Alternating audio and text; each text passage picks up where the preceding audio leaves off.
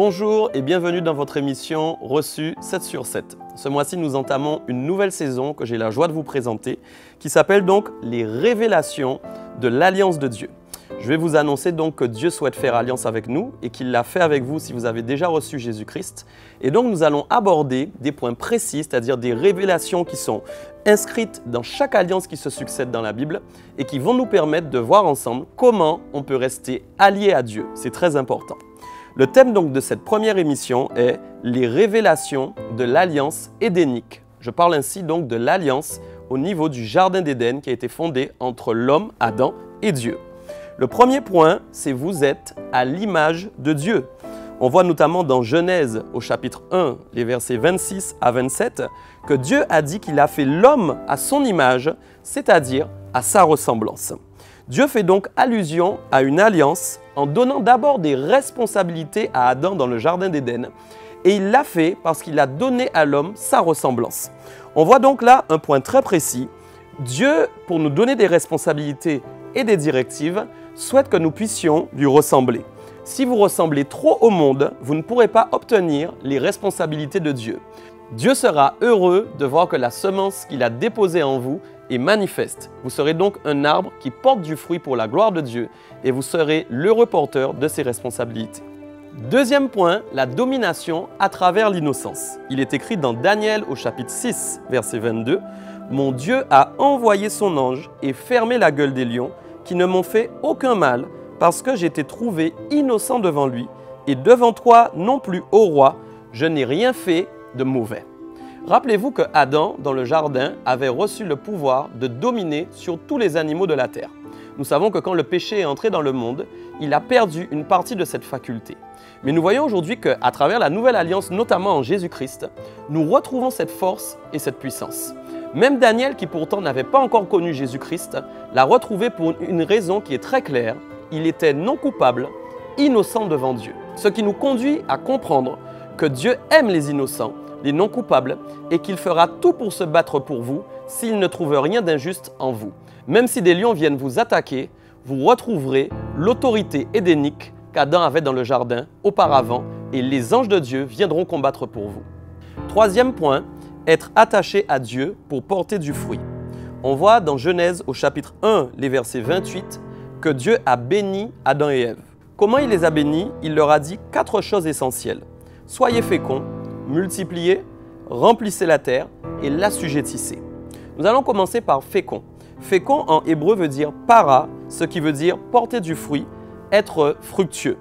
Et nous voyons aussi dans Jean au chapitre 15, verset 4, qu'il est dit « Demeurez en moi et je vais demeurer en vous, comme le sarment ne peut de lui-même porter du fruit s'il ne demeure attaché au cep. Ainsi, vous ne le pouvez non plus si vous ne demeurez en moi. » Dans le jardin, Adam n'observait que Dieu et son environnement, ce qui faisait qu'il était totalement attaché à lui. Il n'y avait rien pour le distraire, rien pour l'éloigner de la présence de Dieu. Il était fixé sur la mission que Dieu lui avait donnée, c'est-à-dire prendre soin du jardin, s'occuper donc de la création de Dieu.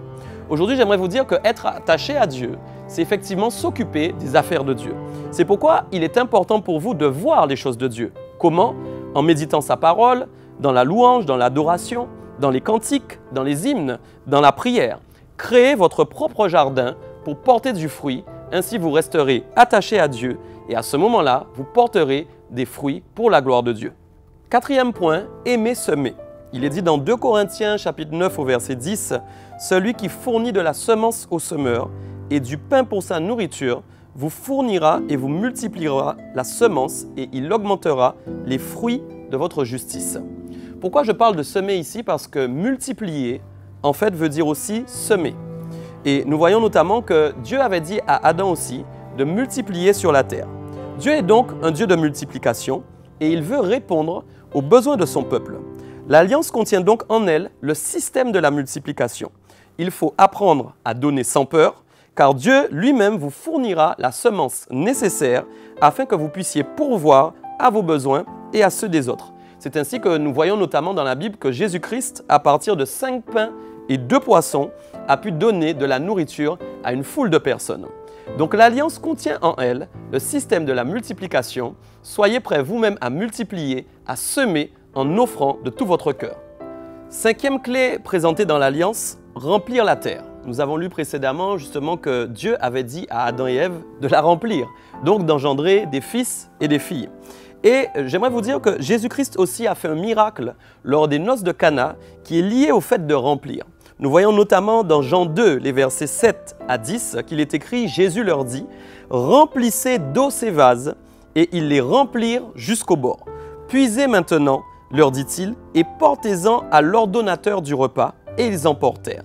Quand l'ordonnateur du repas eut goûté l'eau changée en vin, ne sachant d'où venait ce vin, tandis que les serviteurs qui avaient puisé l'eau le savaient bien, il l'appela l'époux et lui dit, « Tout homme sert d'abord le bon vin, puis le moins bon après qu'on s'est enivré. Toi, tu as gardé le bon vin jusqu'à présent. » J'aimerais vous dire que vous êtes cette eau et ce vase. Et Jésus-Christ veut vous transformer en vin nouveau, un vin d'excellence, un vin meilleur, un vin qui a un goût extraordinaire. Pourquoi? Pour que vous puissiez vous aussi engendrer bien sûr des fils et des filles par votre témoignage et que vous puissiez remplir la terre de disciples et de personnes qui auront reçu Christ à leur tour comme vous et qui témoigneront de ce que Dieu a fait pour eux. Sixième point de l'Alliance, votre puissance en Christ. Éphésiens 1 au verset 22 et 23 nous dit « Il a tout mis sous ses pieds en parlant de Jésus-Christ et il l'a donné pour chef suprême à l'Église, qui est son corps, la plénitude de celui qui remplit tout en tous. » Jésus-Christ a tout mis sous ses pieds. Et c'est une nouvelle extraordinaire puisque la puissance de Christ maintenant réside en vous. Quand donc Dieu a dit à Adam d'assujettir la terre, il lui a donc dit, en fin de compte, il lui a donné du moins la puissance, il lui a accordé la puissance nécessaire pour que tout lui soit soumis. J'aimerais vous dire maintenant que si Christ habite en vous, vous aussi, tout est sous vos pieds et vous avez reçu donc la puissance nécessaire pour vous assujettir toutes choses. N'ayez pas peur de proclamer et de déclarer que vous êtes vainqueur dans toutes les situations difficiles de votre vie et il n'y a rien qui respire sous ce soleil qui ne peut pas vous être soumis. Septième point du jour, obéir aux directives. Quand Dieu a créé Adam dans le jardin, il ne l'a pas laissé seul sans lui donner des indications ou même des prescriptions. Au contraire, il a déclaré, donc il lui a donné du moins une réglementation pour sa manière de vivre dans le jardin. Et c'est pourquoi il lui a dit notamment, « Tu pourras manger de tous les arbres du jardin, mais tu ne mangeras pas de l'arbre de la connaissance, du bien et du mal, car le jour où tu vas en manger, tu vas mourir. » J'aimerais simplement vous dire aujourd'hui que pour préserver une alliance avec Dieu, il faut obéir à toutes les règles de l'alliance. Une seule désobéissance a suffi pour faire le péché entrer dans le monde. Ne faites pas l'impasse sur une seule règle que Dieu veut vous donner. Soyez à l'écoute. Méditez aussi les commandements de Dieu pour découvrir son cœur, comprendre son caractère, savoir ce qui est bien ou mal, découvrir ce qui lui plaît ou ne lui plaît pas, afin que vous soyez un homme ou une femme d'obéissance dans tout ce que vous allez entreprendre. Voilà, reçu 7 sur 7, c'est fini pour aujourd'hui. Je vous souhaite donc, comme d'habitude, une puissante accélération divine pour cette semaine. Et comme je le dirai à chaque émission, que la balance soit toujours bien pesée.